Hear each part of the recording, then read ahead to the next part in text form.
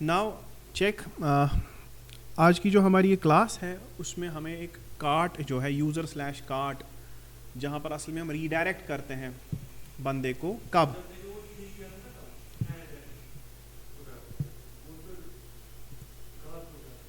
वही मैं देखूंगा ना, वो आपका होमवर्क है तो चेक करो। नाउ इस ऐड टू कार्ट में फ़िलहाल जितनी चीज़ें मैंने यहाँ पर लिखी है उतनी काम कर रही है।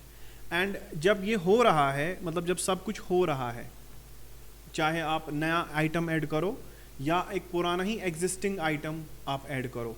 अगर एग्जिस्टिंग आइटम है तो उस केस में सिर्फ क्वांटिटी प्लस होती हैं। एंड फिर हम किस पेज पे चले जाते हैं, कार्ट यूज़र पर, नहीं कि यूज़र के कार्ट पे चले जाते हैं। अब यूज़र के कार्ट है ही नहीं, तो इसका मतलब हमें कंट्रोलर्स में जाके पहले इस पेज को बनाना चाहिए। हमें यूज़र कंट्रोलर में जाना चाहिए और यूज़र कंट्रोलर में जैसे अभी तहलीम बोल रहे थे कि दैट हमें वो पेज पहले ही होना चाहिए, एग्जैक्टली वो पेज पहले ही होना चाहिए, लेकिन हमने नहीं बनाया था तो कोई बात नहीं, अब बना लेंगे, ठीक है।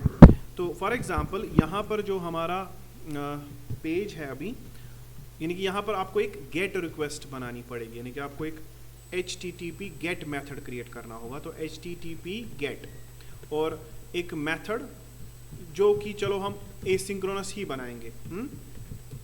और यहाँ पर आप थोड़ा आज कुछ नया भी देख लोगे। तो मैंने लिखा पब्लिक एसिंक टास्क एंड क्या लिखेंगे हम, एक्शन रिजल्ट, एक्शन रिजल्ट। तो भाई एक्शन रिजल्ट सही, एक्शन रिजल्ट में हम इसका नाम ही रखेंगे कार्ट, ठीक है, कार्ट।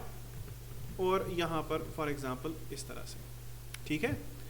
अब public async task action result cart हमें एरर दे रहा है बिकॉज ऑब्वियसली इसमें रिटर्न कुछ ना कुछ तो करना ही है। तो हम रिटर्न यहाँ पर क्या करेंगे, फिलहाल व्यू रिटर्न करेंगे। तो रिटर्न व्यू, तो जैसे ही आप व्यू को रिटर्न करते हो फिलहाल इतना ही करना है। तो यहाँ से आप जाओगे कहाँ पर, व्यूज़ में, और यूज़र में एक पेज बनाओगे, किस नाम से, कार्ट नाम से। तो आप रेजर व्यू बनाओगे किस नाम से, cart.cshtml नाम से। इस तरह से कार्ट पेज बन जाएगा। यानी कि अब कम से कम हमारे पास पेज तो है, यानी कि अगर हम जाएंगे भी यूज़र स्लैश कार्ट पर तो हमारे पास वो पेज है। ओके, तो अभी अगर मैं यहाँ पर जाऊँ किधर, अगर मैं मैन्युअली ही लिखता हूँ, जैसे कि चलो हम एक काम करते हैं, पहले let's go to the grade school main page ही बंद हो गया फिलहाल। तो हम अगर जाएंगे कहाँ पे, यूज़र स्लैश कार्ट पर, तो हमारे पास एक पेज आ गया यूज़र स्लैश कार्ट, देखो है ना, राउट आ गया। लेकिन अभी इस यूज़र स्लैश कार्ट में आप चेक करो कि दैट हमारे पास कुछ है ही नहीं, बिकॉज हमने कुछ लिखा नहीं इसमें। तो हम क्या लिखेंगे, सबसे पहले हम लिखेंगे व्यू डेटा। आपको पता है कि हम क्यों लिखते हैं, सो दैट कि हम टाइटल को पुश कर सके। तो मैं लिखूंगा व्यू डेटा, उसमें हम डालेंगे टाइटल, है ना, टाइटल। एंड टाइटल इस पेज का क्या होगा, टाइटल इस पेज का होगा कार्ट, ठीक है, ओके। और यहाँ पर टर्मिनेटर भी डाल दिया। तो ये होगी पहली चीज़। और दूसरा, यहाँ पर आपको कार्ट दिखानी है, तो चलो हम यहाँ पर सबसे पहले एक H2 लिखते हैं। तो हम लिखेंगे यूज़र्स कार्ट, ऐसे ही लिख रहा हूँ मैं फिलहाल, बाद में हम देखेंगे इसमें हम क्या बनाएंगे, कार्ट कैसी दिखेगी हमारी, उसका भी कोई डिज़ाइन बना लेंगे, अच्छा सा कोई UI बनाएंगे। तो फिलहाल यूज़र्स कार्ट, ठीक है, यूज़र्स कार्ट। अब यूज़र की जो कार्ट है, आप चाहते हो कि दैट इसमें डेटा आए, पता होना चाहिए कि दैट इसमें कौन कौन सी चीज़ें है, मतलब दिखना चाहिए कि दैट इसमें क्या क्या आइटम है। इसका मतलब मुझे एक DTO क्रिएट करना है, DTO वेव मॉडल, हाँ, जिसको DTO या वेव मॉडल एक ही होता है, डेटा ट्रांसफ़र मॉडल। जो हम ये शाहिद तुम हो, शायद वो है, शायद तुम हो, अच्छा तुम मुज़म्मिल हो, अच्छा वो मुज़म्मिल है। अच्छा, मुज़म्मिल एक बार बोल रहा था, इसको कन्फ्यूजन था कि दैट हम वो व्यू मॉडल्स क्यों क्रिएट करते हैं। तो मैंने कहा था कि दैट व्यू मॉडल्स हम यूज़ करते हैं डेटा को व्यू के साथ बाइंड करने के लिए, वो यूज़ दोज व्यू मॉडल्स, उनको हम कभी कभी DTOs भी कहते हैं। तो DTO एंड व्यू मॉडल लगभग सेम ही होता है, थोड़ा डिफरेंस है इनमें, जब वक्त आएगा मैं आपको बता सकता हूँ कि DTO और व्यू मॉडल में क्या डिफरेंस है। फिलहाल अभी आपके लिए DTO and view model same है। It means first of all मुझे यहाँ पर एक व्यू मॉडल क्रिएट करना है, ठीक है, मुझे एक व्यू मॉडल क्रिएट करना है सो दैट कि मैं इसमें डेटा पुश कर सकूं। तो मुझे यूज़र की कार्ट में क्या क्या चाहिए, तो देखो यूज़र कंट्रोलर में जाएंगे, यूज़र कंट्रोलर में जाएंगे, रिटर्न व्यू तो हमको बाद में करना है, रिटर्न व्यू हमको बाद में करना है। पहले तो हमको चाहिए इसमें वो डेटा, यानी कि हमको कार्ट ढूंढनी है, हमें कार्ट ढूंढनी, तो हम लिखेंगे वैर कार्ट इज इक्वल टू, ठीक है, डीबी कॉन्टेक्स्ट ऑलरेडी है ही, तो अभी हम देखेंगे डीबी कॉन्टेक्स्ट ही नाम है उसका, देखो हमने नाम है उसका एसक्यूएल डीबी कॉन्टेक्स्ट, कोई बात नहीं, SQL dB context, SQL dB context dot, और इसमें हम किस मेथड का इस्तेमाल यूज़ करेंगे, देखो कार्ट्स, ठीक है, तो हम एसक्यूएल डीबी कॉन्टेक्स्ट को बोल रहे हैं कि तुम हमें कार्ट्स ढूंढ के दो, एंड हाँ हम इसमें अवेट का यूज़ करेंगे because it's an asynchronous method, तो हम लिखेंगे await SQL dB context dot carts, बताओ मुझे कौन सी कार्ट ढूंढनी है, तो मैं उसको बोलूँगा कि फर्स्ट और डिफ़ॉल्ट एसिंक, तो मैंने इस मेथड का इस्तेमाल किया, लैंग्वेज इंटीग्रेटेड क्वेरी। अब कौन सी कार्ट भाई ढूंढनी है, आपके पास कार्ट आईडी होनी चाहिए ना, है आपके पास कार्ट आईडी, कहाँ है, मतलब यहाँ पर होनी चाहिए, इधर आपको पता होनी चाहिए कि इधर कौन सी कार्ट आईडी, ठीक है, इट मीन्स कि कहीं से तो कार्ट आईडी आपको लानी पड़ेगी, ठीक है, यानी कि यहाँ पर जब आप कोई भी बंदा यूज़र के कार्ट पर जाता है, इसको पता होना चाहिए कि दैट किसकी कार्ट, ठीक है, या तो आप यूज़र आईडी से पता कर सकते हो कार्ट, क्योंकि यूज़र कार्ट का रिलेशनशिप है उसके साथ, ओके, तो हम क्या करेंगे, हम यहाँ पर पहले वो वाला लॉजिक लिखेंगे, हमको पहले लाना पड़ेगा ग्रेड स्कूल और टोकन, जो हमने लॉजिक यहाँ पर भी लिखा है कि दैट फर्स्ट ऑफ ऑल, क्योंकि मुझे यूज़र आईडी चाहिए ना, तो यूज़र आईडी, तो मैं इसको ये वाली चीज़ें क्या करता हूँ, फिलहाल यहाँ पर मैं ये कॉपी करता हूँ, यहाँ से ईजी हो जाएगा मेरे लिए, मैं यही चीज़ें यहाँ पर पेस्ट कर देता हूँ, तो मैंने पहले फर्स्ट ऑफ ऑल टोकन मांगा, इससे ये भी होगा कि दैट कोई बंदा कार्ट नहीं दे सकता विदाउट लॉगिन, क्योंकि इससे पेज ऑथराइजेशन भी हो जाएगी, है ना, इससे पेज ऑथराइजेशन भी हो जाएगी, और मुझे जो है यहाँ पर फिलहाल यूज़र आईडी मिल गई, है ना, यूज़र आईडी मिल गई मुझे, क्योंकि और हाँ यूज़र आईडी के ऊपर पहले से नल चेक भी हो गया है कि दैट अगर यूज़र आईडी गुइड डॉट एम्प्टी होगा तो रिडायरेक्ट डॉट एक्शन क्या करना, लॉग इन यूज़र।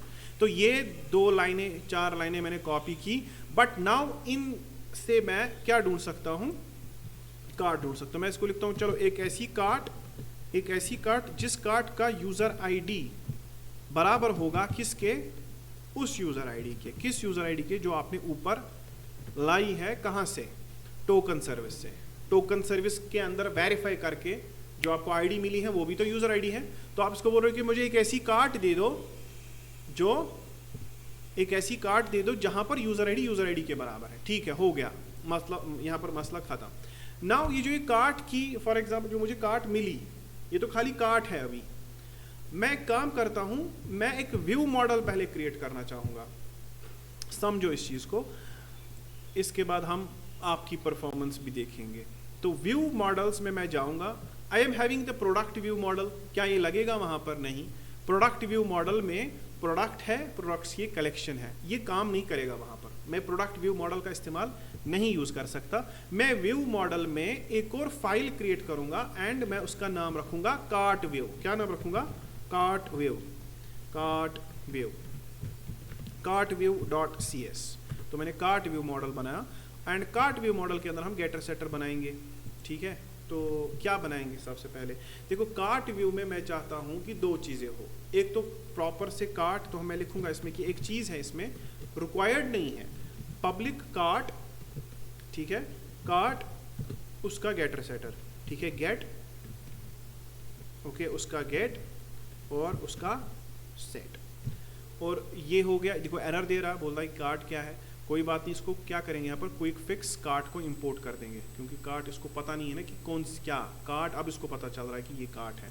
अच्छा, दूसरा एक कार्ट, यहाँ पर कार्ट कैपिटल ही रखेंगे और दूसरा यहाँ पर रखेंगे क्वेश्चन मार्क, जिससे ये हो गया कि दैट कार्ट हो भी सकता है, नल है, ठीक है, नल हो भी सकता है, नहीं भी हो सकता।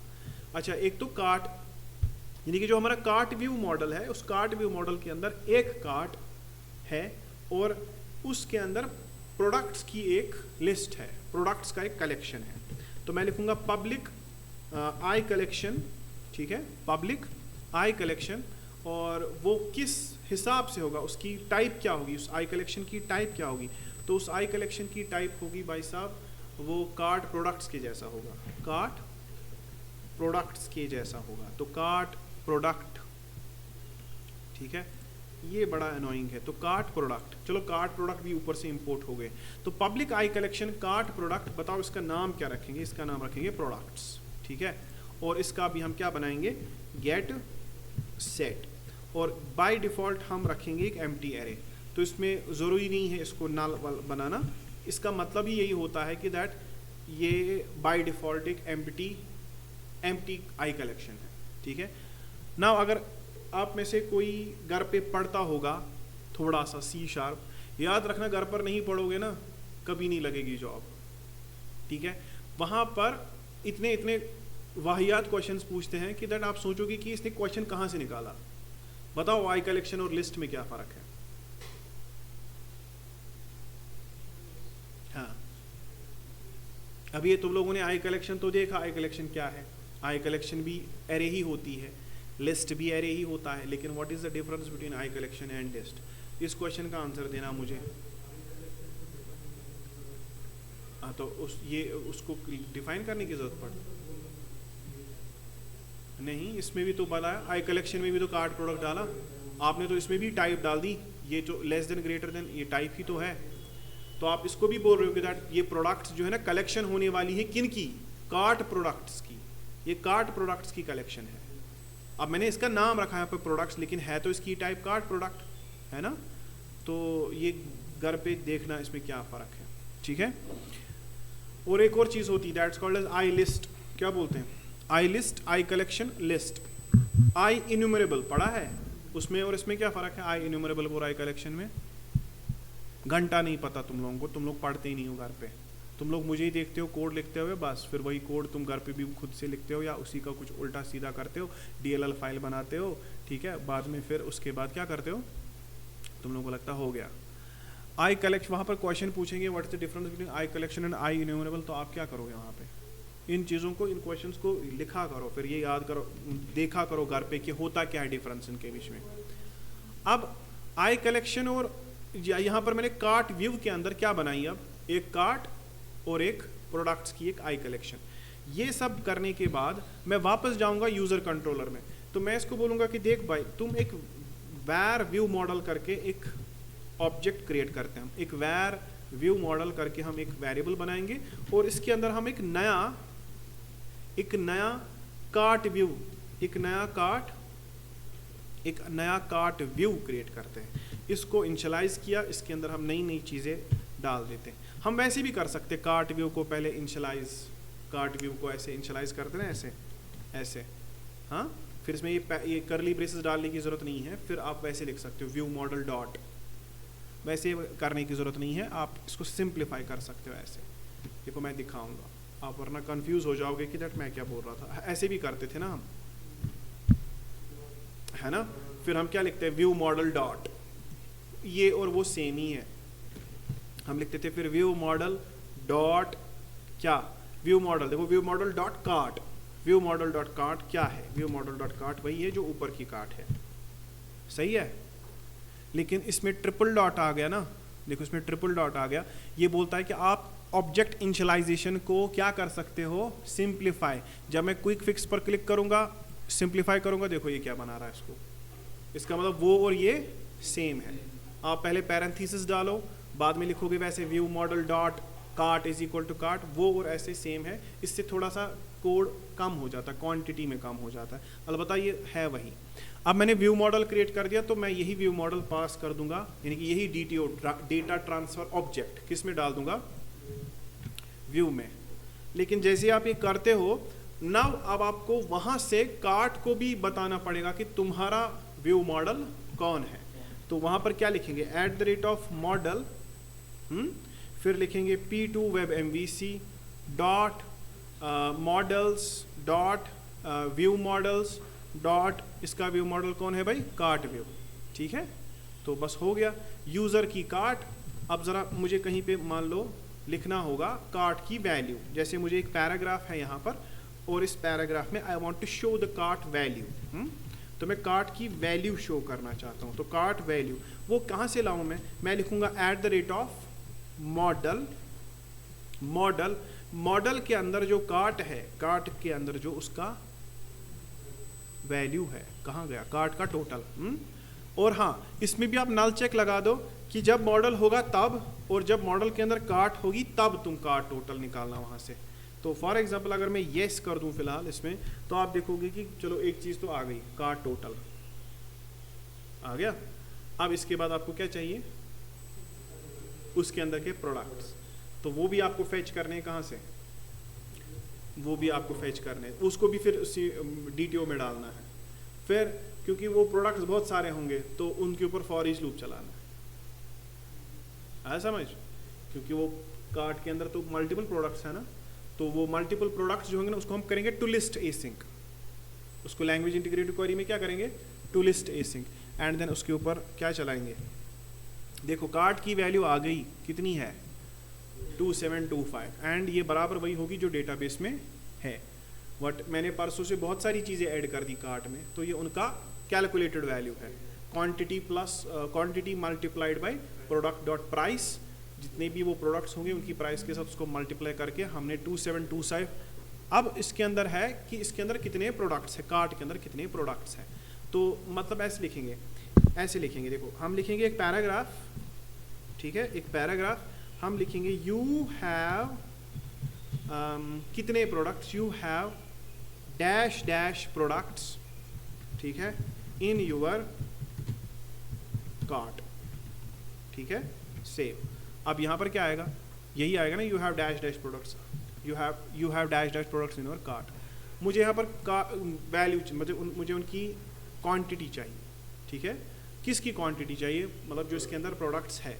तो फॉर एग्जांपल अगर मैं यहाँ पर लिखूँ भी, मुझे नहीं लगता कि दैट मैं एक्सेस कर पाऊँगा उसको, तो अगर मैं लिखूँ मॉडल डॉट कार्ट, ठीक है, मॉडल डॉट कार्ट, कार्ट के अंदर क्या है, उसके अंदर प्रोडक्ट्स है, कार्ट के अंदर प्रोडक्ट्स है, प्रोडक्ट्स डॉट काउंट कर सकता हूँ मैं काउंट, लेकिन काउंट किया, चलो काउंट किया, तो यहाँ पर हमने इसको ऐसे बंद कर दिया, तो हमने लिखा मॉडल डॉट कार्ट्स। और हाँ, ये हम तभी इसको बोलेंगे करने के लिए जब उसके अंदर ये सब चीज़ें होंगी, तभी तुम काउंट करना। अभी देखेंगे आएगा कि नहीं, कहता है कि you have 0 products in your cart, but ये तो गलत है, क्योंकि मेरे कार्ट में प्रोडक्ट्स है, इसका मतलब मैं सही से इसको एक्सेस नहीं कर पाया। द रीज़न इज़ बिकॉज हम सिर्फ कार्ट, हमने DTO में सिर्फ कार्ट की डिटेल डाली है, हमने कार्ट प्रोडक्ट्स की कोई डिटेल अभी तक डाली नहीं, तो इसीलिए दिखा रहा है 0 प्रोडक्ट्स, ठीक है। तो हम क्या कर सकते हैं, हम एक चीज़ कर सकते हैं यहाँ पर कि दैट हम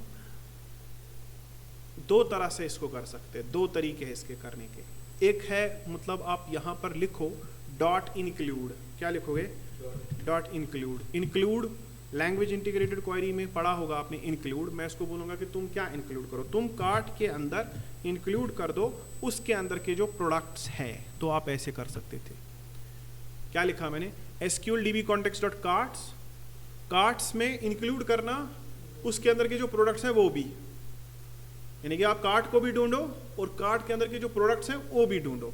तो यहाँ पर ये ऑटोमेटिकली खुद से डबल क्वेरी हो गई, लेकिन ये ऑप्टिमाइज्ड नहीं है। ऑप्टिमाइज्ड का मतलब कार्ट में अगर मल्टीपल आइटम्स है तो उसको कार्ट लोड करने में तो टाइम लगेगा ही, साथ में वो प्रोडक्ट्स लोड करने में और ज़्यादा टाइम लगेगा, तो ये एफिशिएंट नहीं है।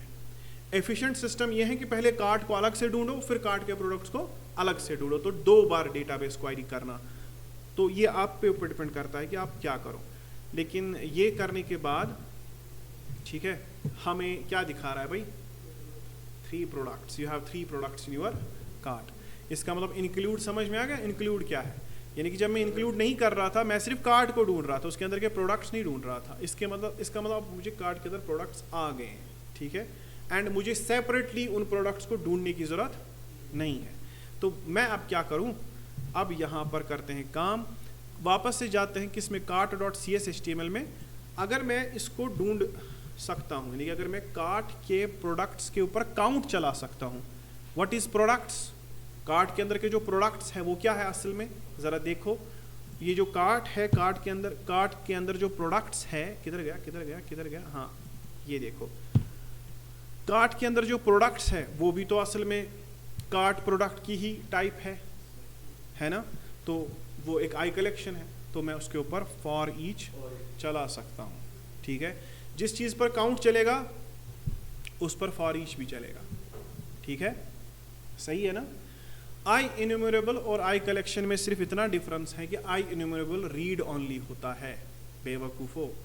आई इन्यूमरेबल जो है वो सिर्फ क्या होता है, रीड ऑनली। आई कलेक्शन पर आप क्रैड भी कर सकते हो, आप आई कलेक्शन में कोई चीज़ ऐड भी कर सकते हो, कोई चीज़ डिलीट भी कर सकते हो। आई कलेक्शन पे आप कोई चीज़ ऐड करो, कोई चीज़ डिलीट करो, जैसे हम करते हैं ना पुश पॉप, वो मेथड्स चलते हैं, आई इन्यूमरेबल पे नहीं चलते। आई इन्यूमरेबल क्या होता है, रीड ऑनली होता है, उस पर फॉर ईच चलेगा। और ये याद रखना कि that I collection inherited from I enumerable. I collection कहाँ से इनहेरिटेड है, आई कलेक्शन भी इनहेरिटेंस कहाँ से लिया है, आई इन्यूमरेबल से। इसका मतलब एक्चुअली बेस इंटरफेस कौन है, I enumerable is a base interface, I collection inherited interface है। लेकिन आई कलेक्शन में ये चीज़ है कि दैट उसमें आप ऐड भी कर सकते हो, जबकि आई इन्यूमरेबल में कोई चीज़ ऐड डिलीट आप नहीं कर सकते। I enumerable is read only. And I list या लिस्ट, वो इनहेरिटेंस लिया हुआ है कहाँ से, जो लिस्ट है ना, लिस्ट क्लास इनहेरिटेंस लिया है आई कलेक्शन से ही।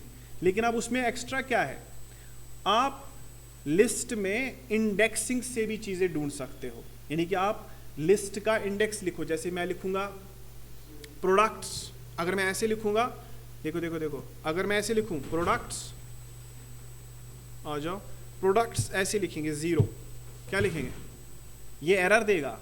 क्यों, क्योंकि जो आई कलेक्शन होती है ना हमारी, जो हमारी क्या होती है आई कलेक्शन, उस आई कलेक्शन में याद रखना कि that we can not use indexing, हम किसी चीज़ को ढूंढ नहीं सकते उसके इंडेक्स से।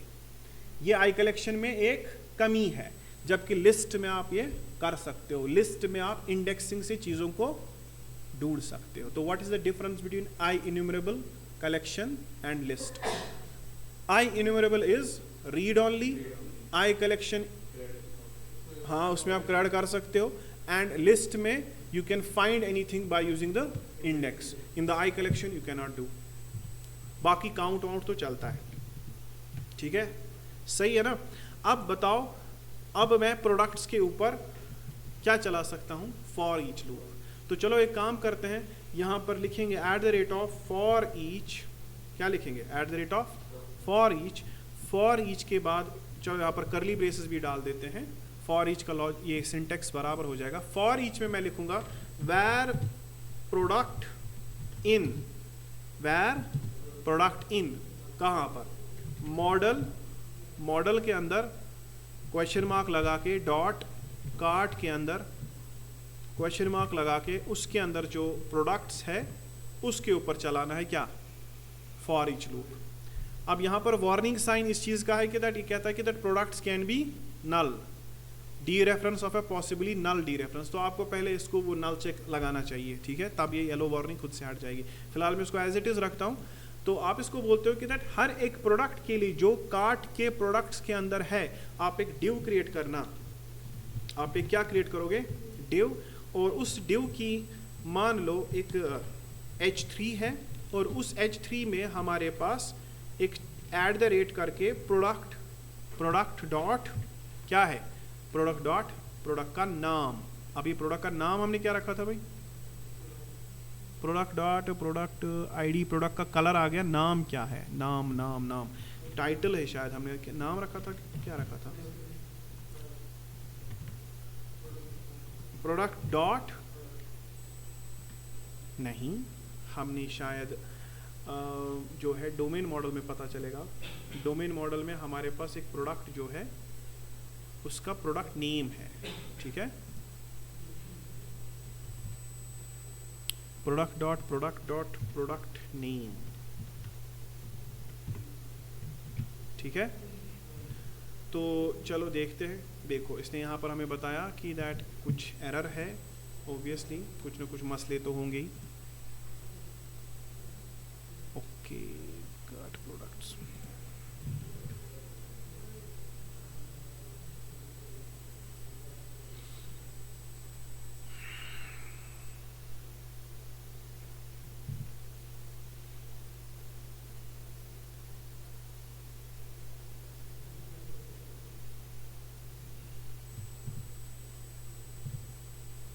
Internal server error, invalid operation exception.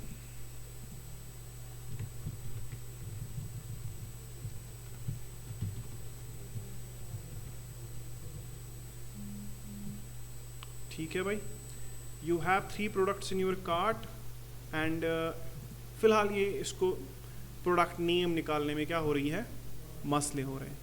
ठीक है, देखो ये हो सकता है कि दैट हमारे पास पार्शियल रिट्रीवल हो रही है डेटा की। पार्शियल रिट्रीवल का मतलब सारा डेटा हमारे पास नहीं आ रहा, रिट्रीव नहीं हो पा रहा।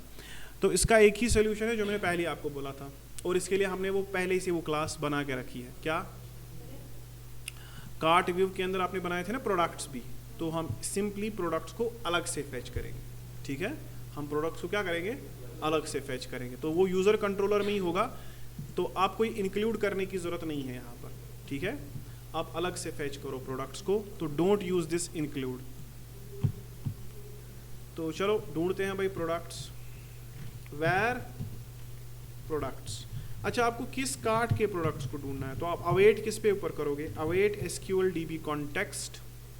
ठीक है, डॉट, ये कार्ट्स पर थोड़ी होगा, ये तो होगा कार्ट प्रोडक्ट पर।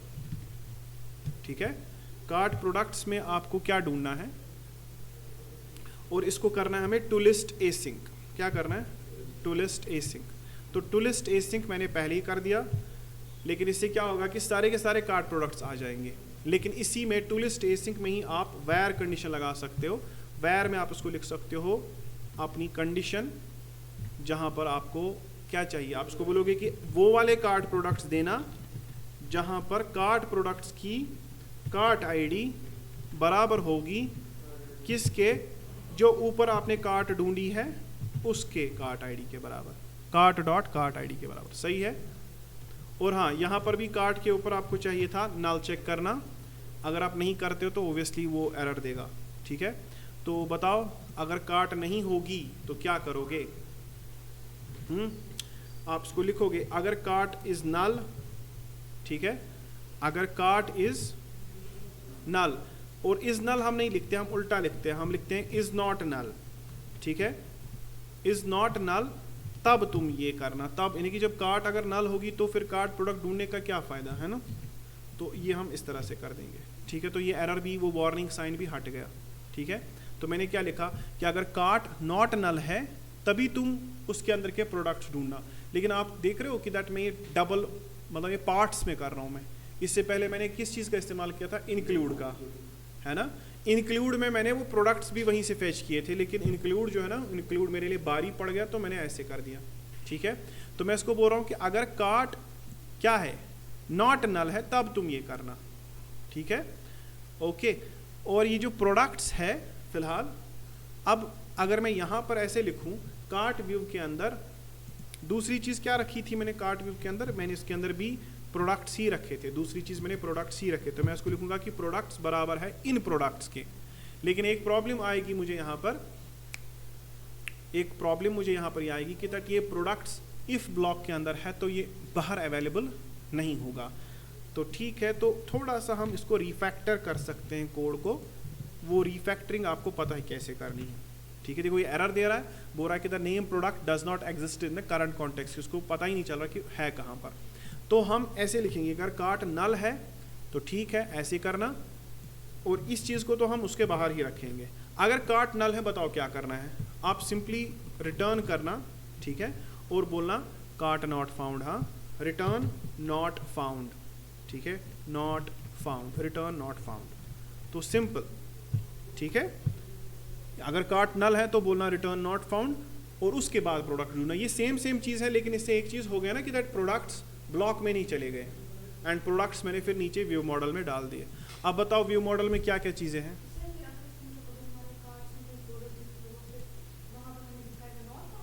ऑब्वियसली अगर कार्ट में कोई आइटम, अगर कार्ट ही नहीं होगी, अगर कार्ट नल है तो आएगा रिटर्न नॉट फाउंड। ये तो फिलहाल लॉजिक किसके ऊपर है, अगर कार्ट ही नहीं है ना। और अगर कार्ट ही नहीं है तो उस केस में हम क्या करेंगे, उस केस में हम दिखाएंगे ना यहाँ पर कि you have no products in your cart. हम दिखाएंगे, अगर कार्ट नल होगी तो हम सिंपली दिखाएंगे कि that you have no products in your cart. ठीक है, यानी कि वो जो आप अभी देख रहे हो ना कि दैट कार्ट की वैल्यू और you have 3 products in your cart, ये कब आएगा, ये तब आएगा जब कार्ट होगी। तो वो जो आपने कहा था, जो तहलीम कह रहे थे कि जब हमारा कार्ट पहले ही होना चाहिए, दैट्स ट्रू। यानी कि अगर कोई भी बंदा यूज़र स्लैश कार्ट पर जाएगा, अगर कार्ट होगी तो उसका वैल्यू दिखेगा, उसके अंदर के प्रोडक्ट दिखेंगे, और अगर नहीं होगी तो इसका मतलब वो दिखाएगा you have no products in your cart. ठीक है, देखिए जैसे मैं आपको दिखाऊं, जैसे वो जो वेबसाइट हमने बनाई थी इससे पहले, ये वाली ऑस्ट्रेलेशिया अपैरल्स शॉप। अब इसमें क्या है, इसमें भी मैंने बिल्कुल एक खूबसूरत सा पेज बनाया है। कहाँ पर? जब इसमें फॉर एग्जांपल क्या होगा, जब कार्ट ही नहीं होगी। तो अभी अगर हम यहाँ पर देखें,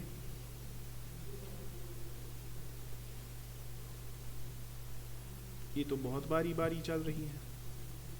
पहले हम इंटरनेट शिफ्ट करते हैं।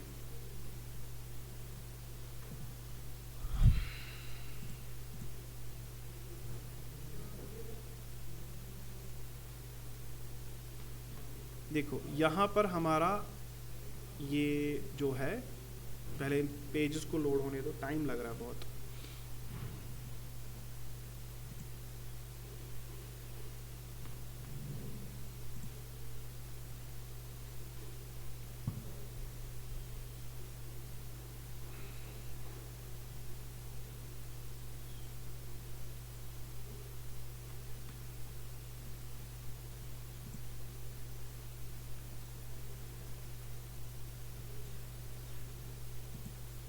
चलो कार्ट भी आ गई।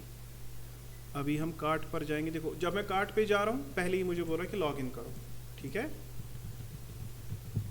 अब मुझे नहीं पता मैंने लॉग इन में सही पासवर्ड डाला कि नहीं। हाँ देखो क्या दिखा रहा है, योर कार्ट इज एम्प्टी। इसका मतलब कार्ट तो है, लेकिन कार्ट के अंदर के जो प्रोडक्ट्स है या तो वो नल है या तो कार्ट ही नहीं है। ठीक है, लेकिन हाँ कहाँ दिखा रहा है कार्ट?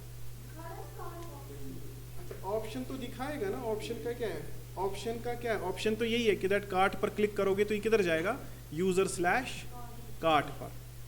ये पेज पे जा रहा है, लेकिन वहाँ पर रिटर्न क्या हो रहा है, वहाँ पर रिटर्न हो रहा है कुछ भी नहीं। ये कहता है कि your cart is empty, looks like you have not add anything yet, check our best sellers. बाद में मैंने इसमें कुछ लिंक्स विंक्स डाल दी कि चलो बेस्ट सेलर देख लेते हैं, है ना।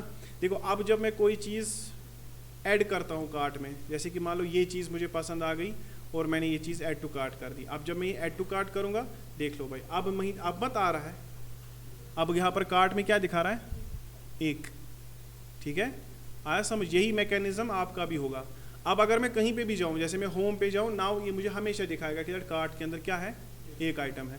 तो जब मैं कार्ट पर क्लिक करूँगा तो कार्ट दिखेगी, उसमें यही प्रोडक्ट होगा हमेशा। ये मेरी विश लिस्ट हो गई एक तरह से। यही चाहते थे आप तहलीम? हाँ, यही था ना मैकेनिज्म।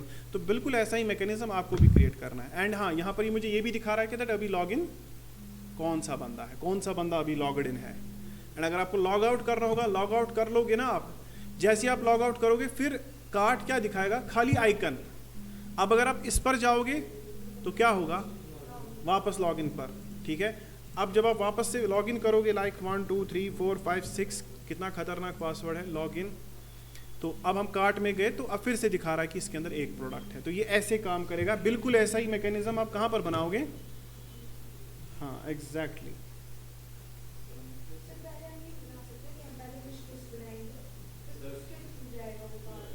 किसके थ्रू? वो आप करो।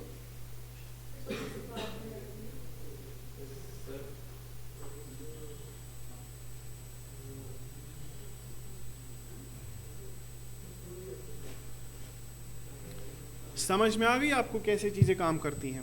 फिलहाल देखो, ये जो आप बोल रहे हो कि दैट ऐसा होना चाहिए, ऐसा होना चाहिए, आप अपने प्रोजेक्ट्स में ऐसा करो। ठीक है, तो ठीक है, फिलहाल आजकल की ये जो क्लास है ये हम इतनी यहीं पे ख़त्म करते हैं। आज हमने फिलहाल कौन सा पेज बनाया, कार्ट्स पेज। एंड ये जो प्रोडक्ट्स है पहले इसका भी देख लेते हैं। इसका क्या करेंगे, अब हमारे पास प्रोडक्ट्स की एक अलग से लिस्ट आ गई। सो मुझे वैसे नहीं जाना है कि आप पहले कार्ट में जाओ फिर उसके प्रोडक्ट्स के ऊपर फॉर ईच लूप चलाओ। मैं सिंपली प्रोडक्ट्स के ऊपर फॉर ईच लूप चला सकता हूँ। बस मदद शोर बंद। ठीक है, तो ज़रा हम कार्ट व्यू के अंदर देखें क्या होगा।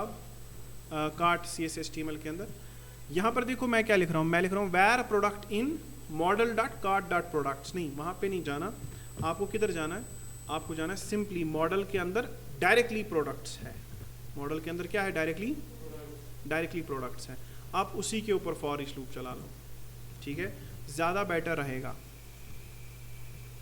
ठीक है। तो मॉडल डॉट प्रोडक्ट्स के ऊपर जब आप डायरेक्टली चलाओगे तो हो सकता है कि यहाँ पर भी थोड़ा डिफरेंट मैकेनिज्म अब हो।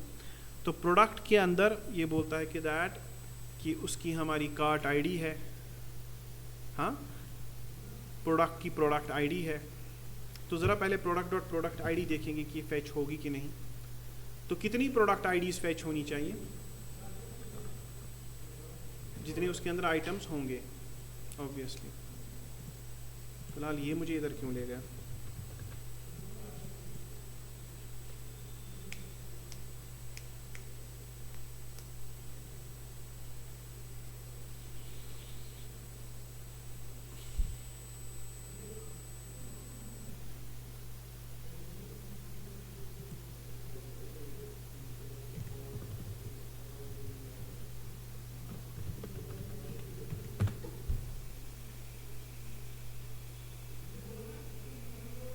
कितनी आईडीज आ गई।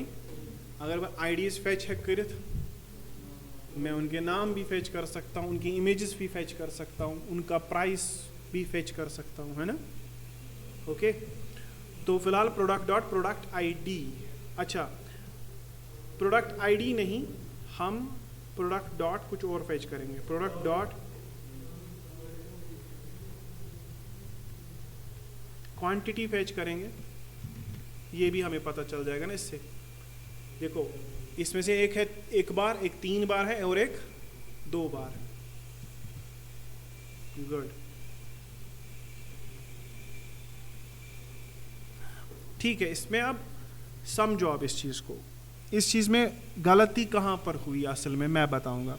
हमारा पहला सिस्टम भी ठीक था, अगर हम वैसे भी करते डॉट इंक्लूड करके भी वो भी चल जाएगा, लेकिन यहाँ पर फॉर ईच लूप के अंदर फॉर ईच लूप चलेगा।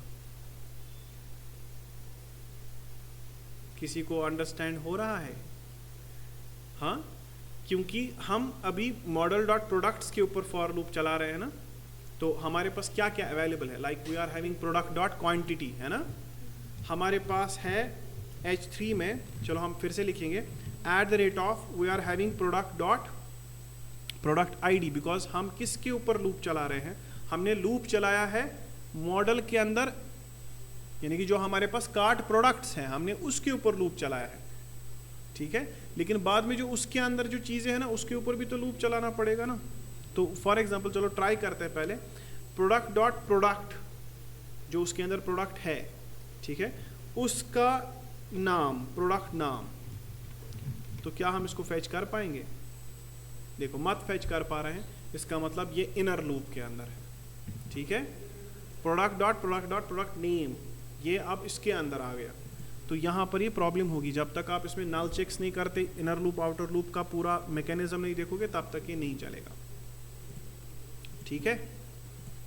तो चलो ये करते हैं हम कल, इसके ऊपर आज आप घर पे मगजमारी करना, ठीक है। तो कल मिलते हैं।